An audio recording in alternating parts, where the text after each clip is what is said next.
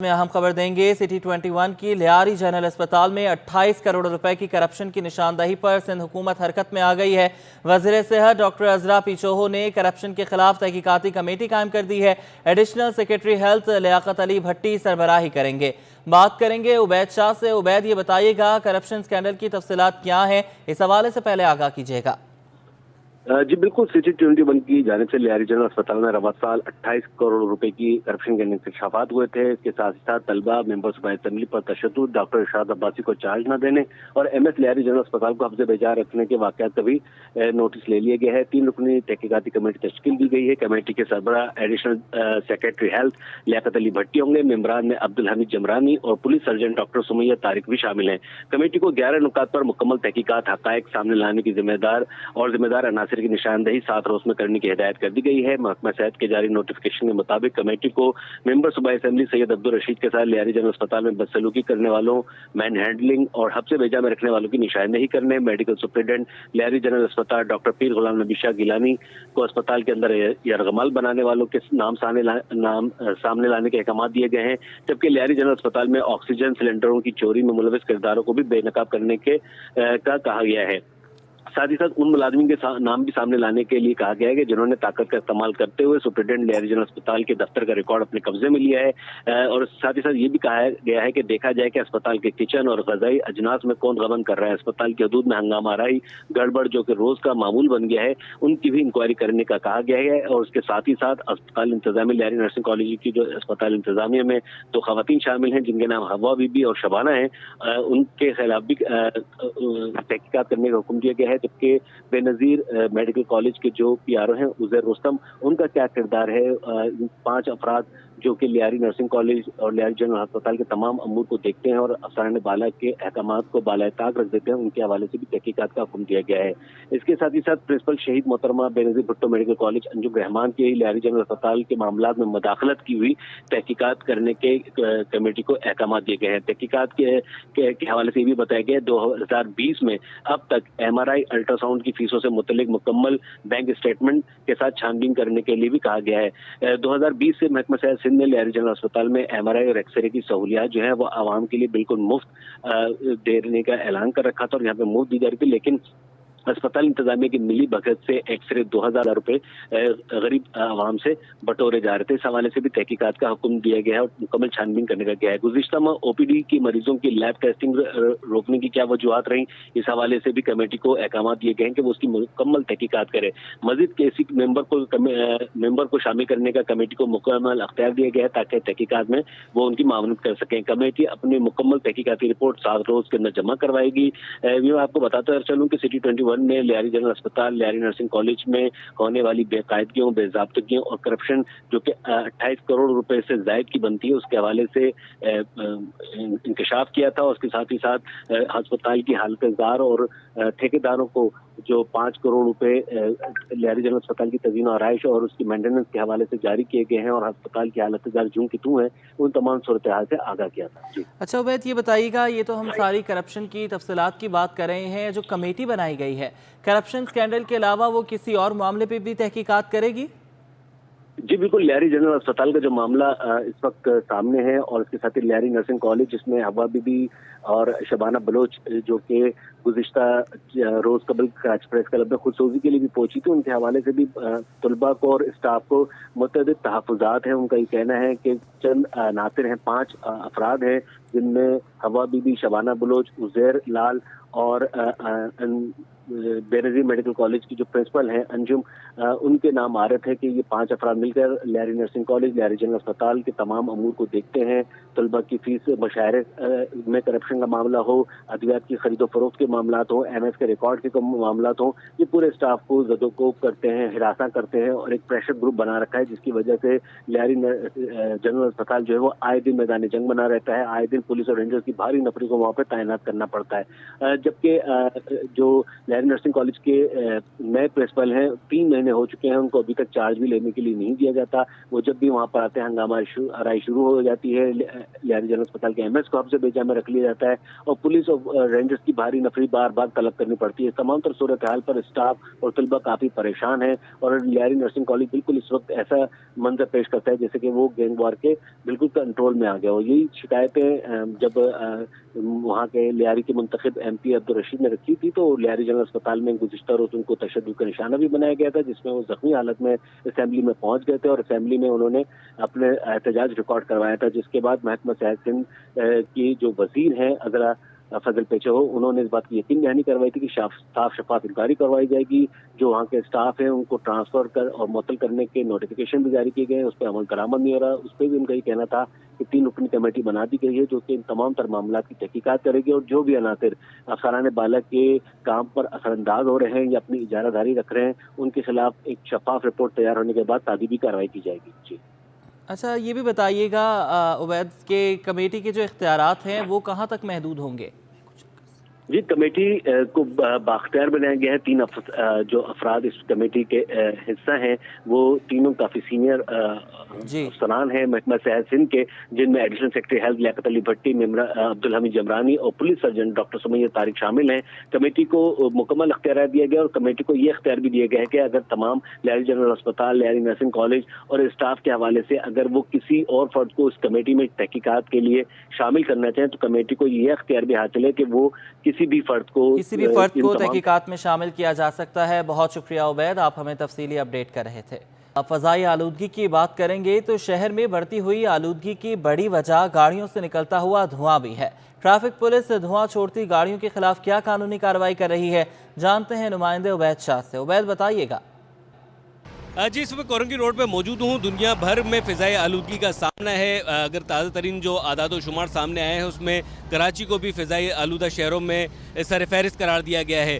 इस वक्त जो शहर में फ़िज़ाई आलूदगी है उनमें इजाफे का एक बड़ा सबब जो है वो सड़कों पर, शाहराहों पर दौड़ती हुई गाड़ियों से निकलने वाला धुआं है। गाड़ियों से जो धुआं निकल रहा है उसके हवाले से ट्रैफिक पुलिस क्या इक़दाम करती है, उन गाड़ियों के चालान किए जाते हैं।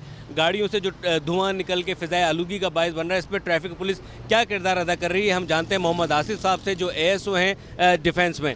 जी सर, बताइएगा ट्रैफिक पुलिस क्या कर रही है धुआं छोड़ती गाड़ियों के हवाले से, क्या कानूनी कार्रवाइयाँ की जाती हैं क्योंकि ये गाड़ियाँ फ़िज़ाई आलूदगी का बायस बन रही हैं? हम लोग इनका चालान करते हैं और अगर इनकी टीम आती है जो धुआं चेक करती है, वो भी आती है, वो भी खड़ी होती है हमारे साथ कभी कभी आगे धुआं चेक करते हैं, उनके पास आला होता है, वो चेक करते हैं, उसके बाद हम चालान करते हैं। कितना चालान होता है? 1000 रुपये का चालान है धुएँ का। और इस फ़िज़ाई आलूदगी से आप लोग यहाँ पर ड्यूटी दे रहे होते हैं तो आप लोगों को क्या बीमारी का सामना है, क्या परेशानी होती है और किस तरह, यानी कि जो गाड़ी से ज़्यादा धुआं, जैसे आला आपके पास नहीं है तो आप लोग किस तरह चालान करते हैं गाड़ी धुआं छोड़ रही? गाड़ी जब ज़्यादा धुआं देती है उसको रोकते हैं, उसके बाद चेक करते हैं, रेस दिलाते हैं, जब वो धुआं ज़्यादा देती है फिर उसको चालान करते हैं। आप लोगों को कोई धुएं से बीमारी वगैरह? बीमारी तो होती है ना, धुएं से एलर्जी वगैरह होती है। जी, जैसे कि आसिफ साहब थे, उनका ये कहना था कि धुआं छोड़ती गाड़ियों के हवाले से कानून के मुताबिक 1000 रुपये का चालान किया जाता है। ताहम यहाँ पर जो शाहरों पर ट्रैफिक पुलिस एहलकार तैनात होते हैं, यहाँ से गुजरने वाली गाड़ियों से जो धुआं निकलता है उनको चेक करने के लिए, धुआं चेक करने के लिए एक आला होता है जो कि इनके पास मौजूद नहीं है। वो टीमें यहाँ पर आती हैं और उन आलात की मदद से गाड़ियों का धुआं चेक किया जाता है। लेकिन शाहराह पर जो गाड़ी सबसे ज़्यादा धुआं छोड़ती हुई नज़र आ रही होती है, ट्रैफिक पुलिस उनको रोकती है, एक्सीलेटर देकर मैनुअल तरीक करती है और उनका चालान करती है। बहुत शुक्रिया उबैद, आपने हमें अपडेट किया। रकायत दुनिया के आलूदा तरीन शहरों में आज पहले नंबर पर है। आलूदगी के बायस मुख्तलिफ बीमारियाँ रोनुमा हो सकती हैं। बचाव के लिए क्या एहतियाती तदाबीर इख्तियार की जाएँ, बताएंगी राबेल अशरफ। बताइएगा। जी बिल्कुल, शहर कायद जो है आलूदगी के लिहाज से आज पहले नंबर पर है। इस वक्त मैं मौजूद हूँ जिना अस्पताल में। मेरे साथ डॉक्टर सोबिया मौजूद हैं, इनसे बात करते हैं। जी डॉक्टर, मुझे बताइएगा कि आलूदगी के लिहाज से कौन कौन सी बीमारियाँ हो सकती हैं, इंसानी सेहत पर क्या क्या चीज़ें असरअंदाज हो सकती हैं? आलूदगी के लिहाज से डिफरेंट बीमारियाँ होती हैं। आलूदगी डिफरेंट टाइप्स की होती है, लाइक एयर से होती है, पानी से होती है। पानी से जैसे मच्छर के आजकल ज़्यादा ही फैला हुआ है, डेंगू वगैरह फैला हुआ है, इससे एयर से सांस का इशू हो सकता है, फेफड़ों में हो सकता है, TB वगैरह हो सकती है, वो फेफड़ों पे जाके असर हो सकता है, आंखों में हो सकता है। तो उसके लिए ज़रूरी है कि हम मास्क वगैरह पहनें और एहतियात करें अपना। जी बिल्कुल, मेरे साथ डॉक्टर सोबिया मौजूद थी। उनका ये पॉल्यूशन के हवाले से यही कहना था कि फ़िज़ाई आलूदगी जो है शहर का आज पहले नंबर पे, और एहतियात यही है कि आप लोग जो है मास्क का इस्तेमाल करें, हाइड्रेशन हो जाती है तो पानी का इस्तेमाल ज़्यादा से ज़्यादा करें और अपने आप को मॉइस्चराइज बहुत रखें। शुक्रिया राबेल, आपने हमें अपडेट किया। Golden town Shah Faisal colony में खिलाफ कानून तामीरात के केस में सिंध हाई कोर्ट ने DG Sindh building control authority पर इजहार बरहमी किया है। अदालत ने रिमार्क्स दिए हैं कि आप लोगों को दावतनामा भेजकर बुलाना पड़ता है, अफसोसनाक रवैया है आप लोगों का, आपकी वजह से शहर को भुगतना पड़ रहा है। बात करेंगे बिलाल अहमद से। बिलाल, बताइएगा। जी, गोल्डन टाउन शाह फैसल में गैर कानूनी तामीरात से मुतल्लिक केस की समाअत हुई है। सिंध हाई कोर्ट के जज जस्टिस नदीम अख्तर की सरबराही में 2 रुकनी बेंच ने केस की समाअत की। DG Sindh building control authority को अदालत ने ज़ाती हैसियत में तलब किया था, जो आज अदालत के सामने पेश हुए और उनसे अदालत ने ये इस्तफसार किया कि बताएं कि शाह फैसल गोल्डन टाउन में ये बड़े पैमाने पर गैर कानूनी तामीरात किस तरीके से हो रही हैं। तो उन्होंने अदालत को बताया कि लेआउट प्लान के बग़ैर जो तामीरात होती हैं उसका रिकॉर्ड SBC के पास नहीं होता, इसी तरीके से जो कच्ची आबादियाँ हैं उसका रिकॉर्ड भी नहीं होता। और अदालत को ये बताया गया कि गोल्डन टाउन शाह फैसल में जो ये गैर कानूनी तामीरात हैं इससे मुतल्लिक जो केस है वो उनके दायरे अख्तियार में नहीं है, जिस पर अदालत ने नाराज़गी का इजहार करते हुए कहा कि आपको 1 साल लगा है ये बताने के लिए कि ये केस आपके दायरे अख्तियार का नहीं है और आप लोगों को दावतनामा भेज के यहाँ पर बुलाना पड़ा है। ये रवैया इंतहाई अफसोसनाक है। दौरान समाअत अदालत ने कहा कि डिप्टी कमिश्नर कुरंगी को अदालत ने तलब किया था, डिप्टी डायरेक्टर कुरंगी SBCA को, तो वो कहाँ पर है, जिस पर सिंध बिल्डिंग कंट्रोल अथॉरिटी के DG फट पड़े और उन्होंने कहा कि डिप्टी डायरेक्टर SBCA कुरंगी को उन्होंने तलब किया था और वो आज भी कमरे अदालत में नहीं है, हालांकि DG ने उनको पाबंद बनाया था। अदालत ने अब हुक्म जारी किया है जो master department, board of revenue और दीगर फ्रीकैन हैं कि गोल्डन टाउन शाह फैसल में जो गैर कानूनी तामीरात हैं इससे मुतल्लिक अदालत को आगाह किया जाए कि ये बड़े पैमाने पर जो तामीरात हैं ये किस कानून के तहत हो रही हैं और इन तामीरात को गिराने और ख़त्म करने के लिए क्या इकदाम अब तक किए गए हैं। बहुत शुक्रिया बिलाल, आपने हमें अपडेट किया। जुडिशल मजिस्ट्रेट शर्की की अदालत में मरहूम डॉक्टर आमिर लियाकत हुसैन की नाजेबा वीडियोज़ वायरल करने का केस, अदालत ने मुल्ज़िमा दानिया की दरख्वास्त से ज़मानत मुस्तरद कर दी। केस के हवाले से मज़ीद बात करेंगे मुमताज़ जमाली से। मुमताज़, बताइएगा। देखें जी, इस वक्त मैं मौजूद हूँ सिटी कोर्ट कराची में। आमिर लियाकत की जो गैर अखलाकी वीडियो मुबैना तौर पर वायरल करने का ये केस है। आज जुडिशल मजिस्ट्रेट शर्की ने मुल्ज़िमा दानिया शाह की ज़मानत मुस्तरद कर दी है। इस वक्त दानिया शाह के वकील एडवोकेट लियाकत अली खान कबूल हमारे साथ मौजूद हैं। सर, क्या इस फैसले को सेशन अदालत में चैलेंज कर रहे हैं? कब तक चैलेंज किया जाएगा? देखिए, मुझे बड़ा अफसोस हुआ कि एक बेगुनाह लेडी जिसको जो है FIA ने गिरफ्तार करके जेल में डाला है, जिसकी कल दरख्वास्त ज़मानत हमारे सामने जो है ना, मैंने भी आर्गूमेंट किया है, कंप्लेनेंट पार्टी ने आर्गूमेंट किए, FIA को भी आर्गूमेंट हमने सुने और जो रिकॉर्ड पेश किया गया उस रिकॉर्ड के मुताबिक कोई ऐसी चीज़ साबित नहीं हुई कि जिससे दानिया शाह ने ऐसी कोई वीडियो बनाई हो या ऐसी कोई वीडियो वायरल की हो या उसके मोबाइल से कोई बरामद हुई हो। अब यहाँ पर जो है पीका के सेक्शन 21 में लिखा हुआ है डिस्प्ले और ट्रांसमिट कर, ना उसने कोई डिस्प्ले की ना उसने कोई ट्रांसमिट की जो ना। अब जब कल आर्गूमेंट हो गए उसके बाद हम मुतमईन थे कि अदालत जो है ना इसकी बेल ग्रांट कर देगी, लेकिन आज जब सुबह 10 बजे फैसला सुनाया तो मुझे बड़ा अफसोस हुआ कि अदालत के पास FIA ने ऐसा कोई भी शवाहिद जो है सबूत पेश नहीं किया जिससे अंदर जो है ना वो दानिया मुलविस पाई गई हो, लेकिन उसके बावजूद भी जो है कोर्ट ने उसकी बेल को डिक्लाइन किया, डिसमिस किया। अब इस आर्डर को इंशाल्लाह जो है ना हम चैलेंज कर रहे हैं और डिस्ट्रिक्ट जज के पास इसकी जो है ना अपील फाइल करेंगे। इंशाल्लाह मुझे उम्मीद है कि वहाँ से हमें इंसाफ मिलेगा। मुझे ये उम्मीद थी कि अदालत, क्योंकि FIA ने उनके साथ ज्यादती की थी, उन गैर कानूनी तौर पर उसको वहाँ से अगवा किया था, इसके रादर रिमांड भी नहीं लिया था, इसकी परमिशन होम डिपार्टमेंट से नहीं ली थी, उसको डायरेक्टली लेकर आए थे कराची और यहाँ से उसको जुडिशल कस्टडी करवाया था और मुझे ये उम्मीद थी कि अदालत उसको इंसाफ फराम करती जो ना, लेकिन अदालत ने उनको इंसाफ फराम नहीं किया। अब हम जाएंगे इसकी अपील के अंदर सेशन कोर्ट में, मुझे उम्मीद है कि वहाँ से हमें इंसाफ मिलेगा। कब तक मुतवक्किल है, कब तक आप फाइल कर रहे हैं? देखिए, हमने अभी कापियाँ हासिल कर ली, आर्डर की जो है ना, और अभी थोड़ी देर में बेल हमारी जो है ना वो अंडर प्रोसेस से बन रही है जो है ना। मुझे उम्मीद है कि मैं कोशिश करूंगा कि जो है ना अदालती वक्त ख़त्म होने से पहले आज ही मैं इसको जो है ना दाखिल कर दूं और इसके ऊपर FIA के जो प्रोसिक्यूटर हैं, AD लीगल हैं, उनको नोटिस हो जाए जो ना। ठीक है, बहुत शुक्रिया एडवोकेट लियाकत अली कबूल साहब। ये मुल्ज़िमा दानिया के वकील हैं। कल भी इन्होंने अदालत में दलाइल दिए थे, लिहाजा आज मजिस्ट्रेट साहब ने मुल्ज़िमा की ज़मानत मुस्तरद कर दी है। अब जो है सच में ज़मानत के लिए। शुक्रिया मुमताज़, आपने हमें अपडेट किया। वज़ीर आला सैयद मुराद अली शाह ने सिंध रेस्क्यू सर्विस 1122 के हेडक्वार्टर का इफ्तिताह कर दिया। सर्विस में 230 एम्बुलेंसेज खिदमात अंजाम देंगी। फायर ब्रिगेड की गाड़ियां भी शामिल हैं। बात करेंगे शुएब मुख्तार से। शुएब, बताइएगा।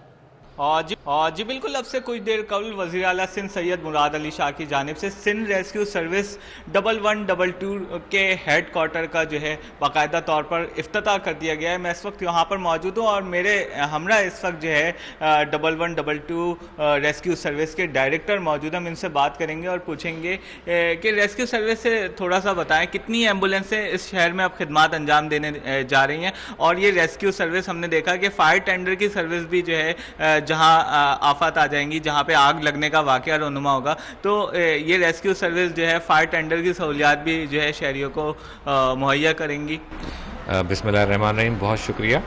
अल्हम्दुलिल्लाह आज रेस्क्यू 1122 हेड क्वार्टर का इफ्तिताह हो गया है, और जिस तरह से आपको बताया गया था इनाग्रेशन के टाइम पे कि तकरीबन कोई 213 के करीब एम्बुलेंसेज इस वक्त हमें मिल चुकी हैं और अपनी सर्विसेज मुहैया कर रहे हैं। इस वक्त जो एम्बुलेटरी सर्विस है वो कराची, हैदराबाद, ठट्टा, सजावल, लाड़काना, कंबर, शहदाद कोट में सर्विसेज दे रहे हैं। इसके साथ साथ हम अर्बन सर्च एंड रेस्क्यू का भी जो कंपोनेंट था उसको हमने यहाँ पर इंट्रोड्यूस कराया है। खुदा न खास्ता अगर कहीं बिल्डिंग कोलैप्स होती है, कहीं केमिकल ब्लास्ट होते हैं, कहीं आग लगती है, तो हमारी टीम इस वक्त पंजाब से ट्रेंड होकर आई है, क्योंकि नेशनल रेस्क्यू अकेडमी इस वक्त लाहौर में है, जिसमें से मैंने जैसे आपको बताया 107 लोग वापस आ चुके हैं। 350 के करीब इस वक्त जो कैडेट्स हैं वो अंडर ट्रेनिंग है, क्योंकि ये बड़ी स्पेशलाइज्ड रेस्क्यू सर्विस है, तो इसके लिए ट्रेनिंग बहुत ज़रूरी है। जिस तरह आहिस्ता आहिस्ता जैसे जैसे लोग हमारे पास ट्रेंड होकर वापस आते जाएंगे और हम अपने बाकी अजला में ये सर्विस मुहैया करते जाएंगे, लेकिन एम्बुलेटरी सर्विस इस वक्त अवेलेबल है और वो इस वक्त कंटिन्यू हम लोग उसको दे रहे हैं। हाँ जी बिल्कुल, इनका यही कहना है कि 24 घंटे जो है एम्बुलेंस की सर्विस जो है वो फराहम की जा रही है 1122 की जानिब से। आइंदा चंद रोज़ में सिंध के मुख्तलिफ मज़ीद शहरों में भी ये इस तरह जो है बड़ा जाल बिछाएंगे। बहुत शुक्रिया शुएब, आपने हमें अपडेट किया। हुकूमत के 17 के 2 सेक्शन अफसरान के तकर्रुर तबादले किए गए हैं। असिस्टेंट कमिश्नर को DG ज़िला खैरपुर अरबाब अली का तबादला किया गया है। दरिया खान चांडियो AC को DG ज़िला खैरपुर तैनात कर दिए गए हैं। आपको बता रहे हैं कि सिंध हुकूमत के 17 के 2 सेक्शन अफसरान के तकर्रुर तबादले किए गए हैं। असिस्टेंट कमिश्नर कोर्ट DG ज़िला खैरपुर अरबाब अली का तबादला कर दिया गया है। दरिया Khan Chandio AC court DG ज़िला खैरपुर तैनात कर दिए गए हैं। अहम खबर है जिससे आपको अपडेट कर रहे हैं कि सिंध हुकूमत के ग्रेड 17 के 2 सेक्शन अफसरान के तकर्रुर तबादले कर दिए गए हैं। असिस्टेंट कमिश्नर को DG ज़िला खैरपुर अरबाब अली का तबादला किया गया है। आज़ाद नोहड़ियों से मज़ीद बात करेंगे। आज़ाद, बताइएगा किसका तबादला कहाँ से करके कहाँ तैनाती कर दी गई है?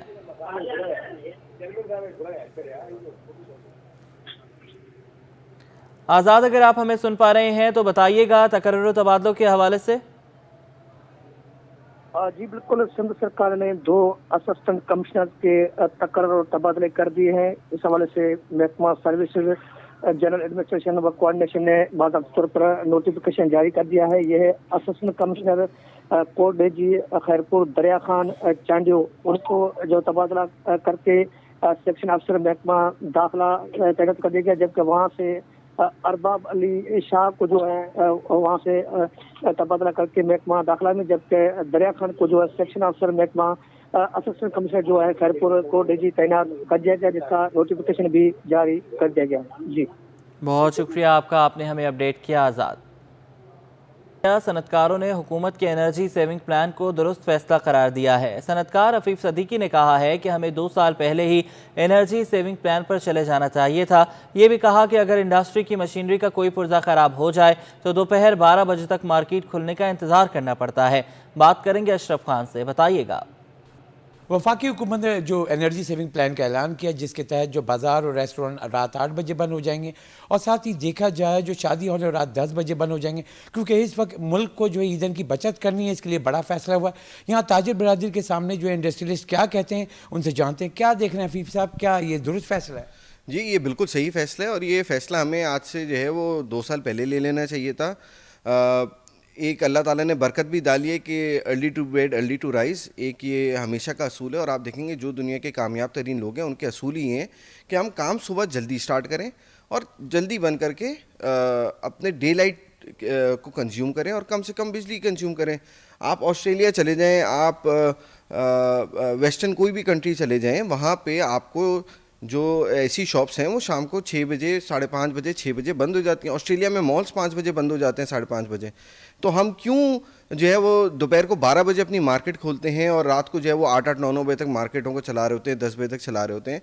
एज ए इंडस्ट्रियलिस्ट हमें अपने स्पेयर पार्ट्स के लिए अगर कोई चीज़ चाहिए होती है तो हमारी सुबह 8 बजे की रिपोर्टिंग टाइम है। 8 बजे अगर कोई मेरा फॉल्ट आता है तो मैं 12 बजे तक वेट करता हूँ कि मार्केट खुलेगी, मैं स्पेयर पार्ट लूँगा तो फिर मेरी मशीन दोबारा रिज्यूम होगी। सर अगर मैं देखूँ स्टेट बैंक की रिपोर्ट है कि $1.25 अरब जो है हम ईंधन के इंपोर्ट पे खर्च कर रहे हैं। अगर हम ये लेके जाएं तो $15 अरब सालाना पड़ता है। अगर ये बचत करते हो करें 20 से 25% जो है फ़र्क पड़ेगा, तो आप इसको कैसे देखिए 100% इसके अंदर फ़र्क पड़ेगा। हमें समझना चाहिए कि जो हमारी इलेक्ट्रिसिटी प्रोड्यूस हो रही है उसमें एक बहुत बड़ी परसेंटेज जो है वो हम फर्नेस ऑयल से अपने पावर प्लांट चला रहे हैं। अगर हम उसकी कंजम्पशन को कम कर देंगे, हम इतनी बिजली दिन में यूज़ करें कि हमें फर्नेस ऑयल के वो पावर प्लांट चलाने नहीं पड़े, हम हाइड्रो से और जो हमारे सोलर लगे हुए हैं उसको कंज्यूम करें, कोल को कंज्यूम करें, तो हमारे लिए बेनिफिशियल होगा। देखिए पाकिस्तान अब एक ऐसी स्टेट पे आया हुआ है कि हम किसी एक बिजनेस कम्युनिटी या किसी एक जैसे ताजर हो गए या वो हो गए उसको नहीं, हमें एज अ कलेक्टिव पाकिस्तान के लिए सोचना है। और जब हम एज अ कलेक्टिव पाकिस्तान के लिए सोचेंगे तो हर किसी को हर चीज़ में फ़ायदा नहीं होता। तो ओवरऑल देखेंगे अगर पूरे पाकिस्तान को फ़ायदा हो रहा है तो हमें वो स्टेप्स ज़रूर उठाने चाहिए जिससे पाकिस्तान को ओवरऑल फ़ायदा हो। जी, जैसे कि आपने सुना सनअतकारों ने भी हुकूमत का साथ दिया कि हुकूमत ने ये जो फैसला लिया इसको 2 साल पहले ही ले लेना चाहिए था। एनर्जी सेविंग जो है पूरी दुनिया में होती है और यहाँ से इस बचत से जो कौमी ख़जाने का जो अरबों डॉलर जो है ईंधन की इंपोर्ट पे खर्च होते हैं उसकी बचत। बहुत शुक्रिया अशरफ, आपने हमें अपडेट किया। आपको बताएं कि कारोबारी हफ्ते के आखिरी रोज़ पाकिस्तान स्टॉक मार्केट में मंदी पर आगाज़ के बाद मामूली रिकवरी देखी गई है। 100 इंडेक्स 39,900 की सतह पर ट्रेड कर रहा है। हबीब खान से मज़ीद जानेंगे। हबीब बताइएगा।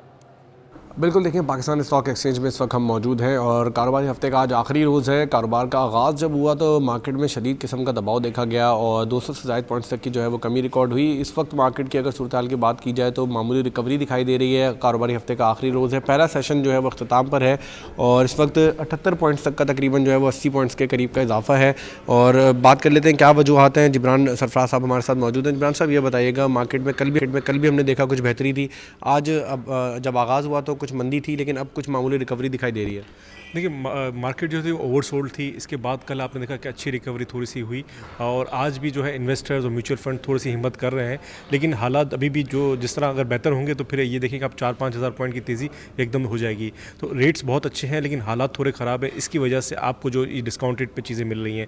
तो जिस तरह आप देख रहे हैं कि जो डॉलर के जो प्राइसेस हैं अभी भी स्टेबल नहीं हुए और उसके साथ साथ आप देख रहे हैं इंटरेस्ट रेट की भी कह रहे हैं आने वाले दिनों में तकरीबन 1 से 1.5% मज़ीद बढ़ सकता है। तो इसकी वजह से लोग थोड़ा सा जो इन्वेस्टमेंट पॉलिटिकल अनसर्टेनिटी जो होती है वो कितना इम्पैक्टफुल हो रही है, क्योंकि सुबह हमने देखा अचानक पैनिक था मार्केट में, अब कुछ रिकवरी है। हाँ बिल्कुल, पॉलिटिकल अपनी जो है उसका भी एक अपना किरदार है। लेकिन जो अब असल में चीज़ ये हुई कि ओवरसोल्ड बाज़ार जब भी होती है ना उसके अगले दिन रिकवरी आती है, तो एक नेचुरल चीज़ है ये, मतलब लेकिन तेज़ी हम उसको कह नहीं सकते, लेकिन थोड़ी सी शॉर्ट टर्म रिकवरी है। मज़ीद अगर अच्छी खबरें आ जाएंगी तो फिर मज़ीद रिकवर हो जाएगी। बिल्कुल, इस वक्त बात की जाए तो मार्केट की सूरत हाल के हवाले से तो यही कहा जा रहा है कि शॉर्ट टर्म रिकवरी है, क्योंकि 3 दिन जो गुजरे थे पीर मंगल और बुध 1800 से ज़ायद पॉइंट्स की कमी रिकॉर्ड हुई थी और मार्केट में शदीद प्रेशर रहा, दबाव रहा, जिसकी वजह से शेयर वैल्यू जो है वो कम हुई और इसी वजह से जो आज जो ख़रीदारी है, जो कल भी हमने देखा था कि मार्केट में कुछ रिकवरी थी, आज भी वो सिलसिला बरकरार है। लेकिन पॉलिटिकल अनसर्टेनिटी का जो प्रेशर है वो बरकरार है और यही जो है वो सरमायाकार कह रहे हैं कि जैसे जैसे मार्केट की तरफ पॉजिटिव खबरें आती रहेंगी में इस वक्त इतना पोटेंशियल मौजूद है कि 4 से 5 हज़ार पॉइंट जो है वो मार्केट। शुक्रिया हबीब, आपने हमें अपडेट किया। तहरीक इंसाफ के मेयर कराची के नामजद उम्मीदवार अशरफ जब्बार कुरैशी ने बल्दियाती इलेक्शन से कबल इलेक्शन कमीशन का हालिया तकर्रुर तबादलों पर एक्शन नाकाफी करार दे दिया है। उन्होंने इलेक्शन कमीशन से मुतालबा किया है कि जून से तमाम अफसरान हर जिला में जिस पोजीशन पर थे उसी पोजीशन पर वापस लाए जाएं। मज़ीद जानेंगे इक़्तिदार अनवर से। इक़्तिदार बताइएगा। इलेक्शन कमीशन ऑफ पाकिस्तान की जानिब से 15 जनवरी को दूसरे मरहले में सिंध में बल्दियाती इलेक्शन का ऐलान किया गया है, लेकिन हम देख रहे हैं मुसलसल तकर्रुरियाँ और तबादले जो हैं वो किए जा रहे हैं, जिसे इलेक्शन कमीशन को नोटिस लेके मनसूख करवाना पड़ता है। हमारे साथ इस सूरत हाल पर बात करने के लिए पाकिस्तान तहरीक इंसाफ की जानिब से मुतवक्का मेयर कराची के उम्मीदवार अशरफ जब्बार कुरैशी साहब मौजूद हैं। उनसे जानते हैं। अशरफ जब्बार कुरैशी साहब, तबादला होता है, तकर्रुरी होती है, इलेक्शन कमीशन नोटिस लेता है, फिर वो वापस हो जाता है। आपने एक बड़े मैदान में इलेक्शन लड़ना है, आप इस सारे सूरत हाल को किस तरह देखते हैं? देखिए, बात यह है कि इलेक्शन कमीशन हमेशा कहते हैं कि हम इंडिपेंडेंट हैं और बहुत सारे मामलात को देखते हैं। जब से ये इलेक्शन कराची में अनाउंस हुआ है, मुस्तकिल वायलेशन हो रही है, इलेक्शन रूल्स की वायलेशन हो रही है मुस्तकिल। तबादले और ट्रांसफ़र जो है नहीं हो सकते, जिस तरह किसी का वोट ट्रांसफ़र नहीं हो सकता जब इलेक्शन शेड्यूल अनाउंस हो जाए।